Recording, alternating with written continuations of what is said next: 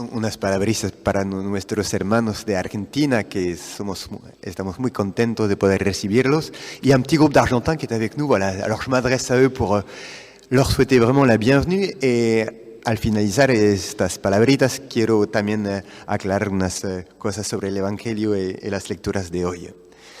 Chers frères et sœurs, aujourd'hui, nous avons ces magnifiques lectures de la Genèse et puis de l'évangile de Marthe et Marie, cette lettre aux Colossiens aussi. Et quand on prend ce texte de la Genèse, de l'hospitalité d'Abraham, nous avons cette scène bien connue et finalement assez surprenante, et peut-être que nous n'y prenons pas assez garde, parce que c'est l'heure la plus chaude du jour. Et où est-ce qu'est Abraham ?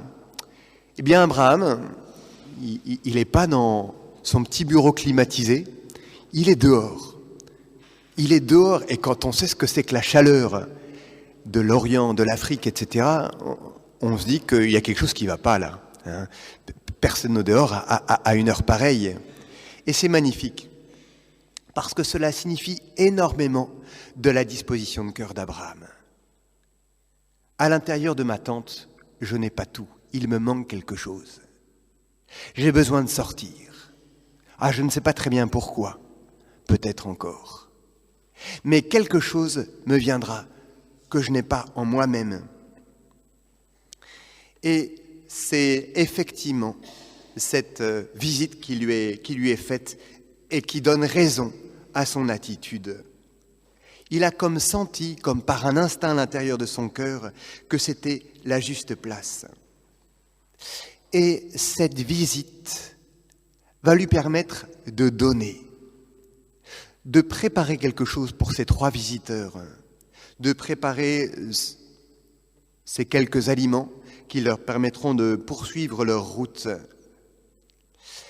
Et Abraham peut entrer dans son repos lorsqu'il a donné. Et que le don n'est pas une fatigue, mais un repos, parce qu'il correspond à ce que nous avons au plus intime de nous-mêmes. Et très mystérieusement, Abraham pourrait sentir que les richesses qu'il a, ses troupeaux, la compagnie de son épouse, etc., le service de ses domestiques, tout ça peut se retourner contre lui si finalement il n'a pas ce cœur ouvert, s'il ne sait pas offrir, s'il ne sait pas faire profiter de tous ses biens à ceux qu'il visite. Nos biens, nos dons sont comme l'eau. L'eau dans un étang, l'eau dans un espace figé, croupi, pourri, sans mauvais. Si l'eau coule, si l'eau se donne, elle garde sa fraîcheur et sa pureté. C'est très significatif de toutes nos richesses intérieures. Si nous savons les donner comme à Abraham, eh bien notre cœur reste jeune, notre cœur reste pur. Voilà quel est le secret de la pureté du cœur, et non pas un regard toujours anxieusement porté sur soi, mais un cœur qui sait tout donner, ses biens, mais aussi son propre péché. C'est aussi le mystère de la miséricorde de Dieu, savoir tout donner à Dieu, ce que nous avons de meilleur et ce que nous avons de pire, pour que tout soit transformé par la miséricorde de Dieu. Abraham, en même temps, a cette attitude risquée, si l'on peut dire. Accueillir, c'est toujours se risquer. Être à l'heure la plus chaude du jour, c'est quelque chose de risqué, comme finalement le Christ qui accepte d'être auprès de ce puits à l'heure la plus chaude du jour pour rencontrer la Samaritaine. Il ne faut pas se leurrer, parce que accueillir, c'est toujours accueillir l'inconnu. Nous ne savons jamais qui est l'autre, ami ou ennemi. Il ne faut pas se faire d'illusions. Je pense à un Charles de Foucault qui avait son ermitage perpétuellement ouvert et qui a fini par donner sa vie parce qu'il a été attaqué. Effectivement. Je pense au frère de Tibérine qui, par cette hospitalité du cœur, ont choisi de rester en Algérie jusqu'au bout. Et on sait comment cela a fini. Mais on sait aussi que cette hospitalité du cœur, c'est ce qui permettra de dire à l'autre sa véritable identité. Tu es mon frère en Dieu. Et si nous nous fermons, nous interdisons de dire cette bonne nouvelle. Et parfois, c'est le drame de notre Europe qui dresse des murs et qui s'interdit de dire cette bonne nouvelle à ceux qui veulent partager quelque chose d'elle, sans bien sûr être dans l'illusion sur les difficultés que cela peut poser.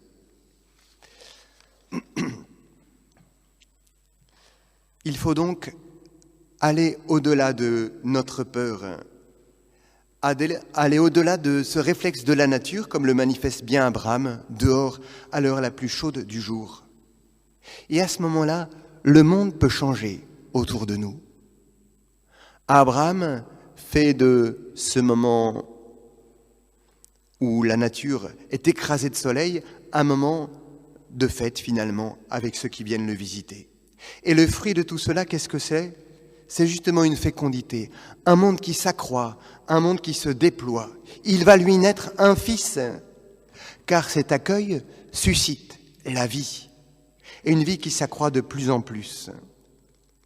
Abraham ne se contente pas d'accueillir ces 3 visiteurs. Il accueille la vie. Il accueille sa propre postérité, en même temps qu'il accueille ces 3 visiteurs. Et bien plus que sa propre postérité, il accueille celui qui sera l'ancêtre du Messie, Dieu au milieu de nous, Emmanuel, Jésus, fils d'Abraham, fils d'Isaac. Voilà quels sont les enseignements que nous pouvons tirer de cette première lecture. La deuxième lecture nous dit de manière magnifique aussi que le premier qui accueille, ce n'est pas nous, c'est Dieu. Quel est finalement le projet de Dieu, son mystère ? Ce que dit magnifiquement saint Paul, c'est que Dieu a voulu intégrer tous les hommes à sa propre vie.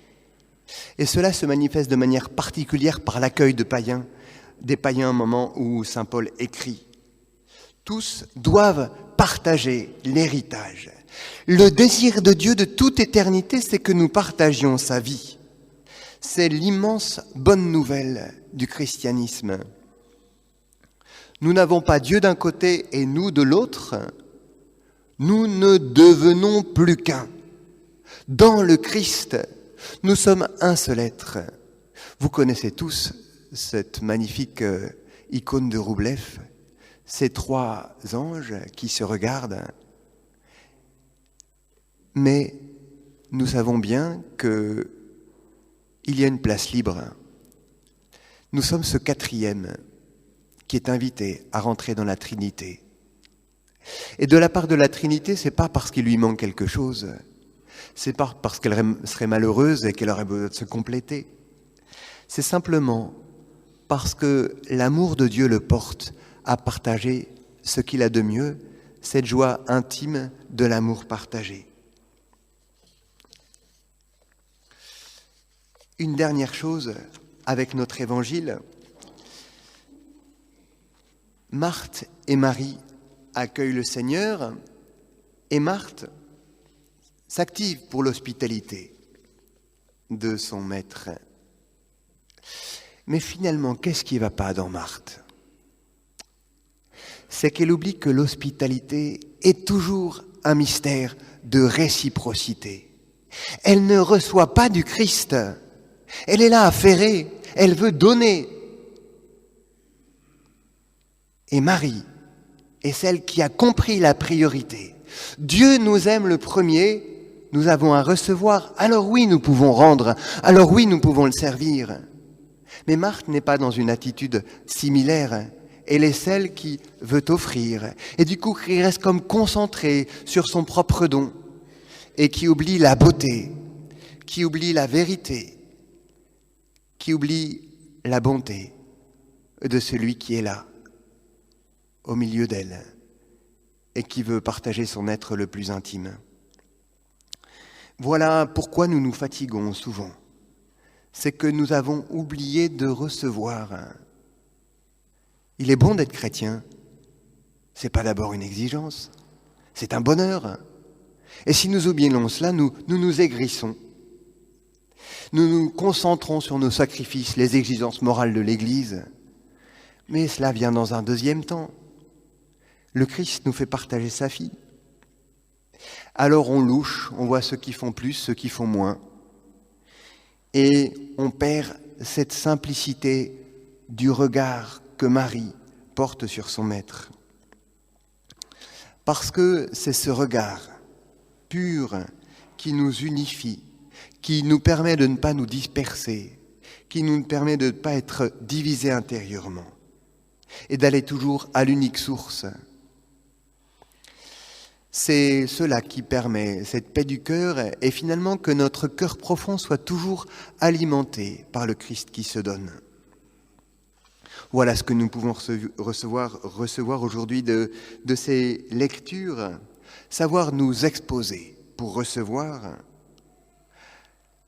accueillir aussi cette initiative de Dieu qui veut nous sauver et rester dans ce mystère de réciprocité. Alors, algunas palabras ahora para ustedes, amigos de Argentina. Bueno, las lecturas que hoy escuchamos son de Abraham, que recibe a los tres viajeros, que está expuesto al sol, el sol ardiente del mediodía. Es terrible, ¿no? Como en el Chaco estar afuera en el mediodía, es una locura eso, ¿no? Entonces hay que decir, ¿qué está haciendo aquí Abraham? Solamente que se dice que adentro mío no lo tengo todo, me falta algo. Tengo que salir de mí mismo para poder justamente recibir este complemento que Dios me puede dar. Eso es. Segundo punto, que la segunda lectura que nos dice que el primero que nos quiere recibir no somos nosotros a Dios, pero Dios a nosotros. Y nunca tenemos que olvidarnos de eso. Es su deseo desde toda la eternidad. Entonces, no podemos resistirnos a este deseo de Dios que nos atrae hacia Él. Y para terminar, también en el Evangelio vemos a Marta y María.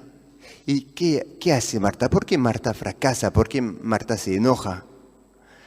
Porque Marta justamente está tan concentrada en lo que puede dar a Dios que se olvide de saber que es Jesús primero que le quiere dar a ella. Y entonces eso se pone amarga, se pone reacia. El primer secreto de conservar la paz, de conservar la alegría, es de ser como un niño que lo recibe todo desde Dios. Entonces eso le podemos pedir a María también nuestra madre, que supo recibir de Dios antes de darle. Eso es el secreto de su alegría, de su paz, de su eterna juventud.